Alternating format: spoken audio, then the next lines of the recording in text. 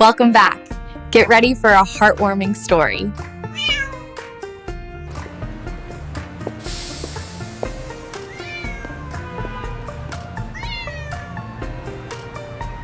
Hey there, little one. It's okay.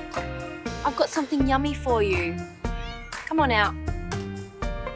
Hey there, little one. It's okay. I've got something yummy for you. Come on out. I had heard whispers of a lost cat. My heart ached. Then, in the dim light, I spotted her. But it wasn't easy. She was terrified. I spent hours trying to earn her trust.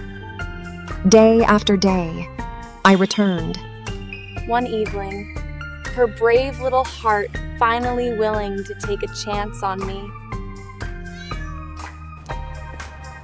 I rushed her to the vet. Thankfully, she was healthy, just a little scared.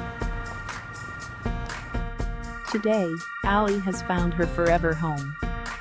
She's adapted beautifully. This journey taught me the incredible power of kindness, compassion.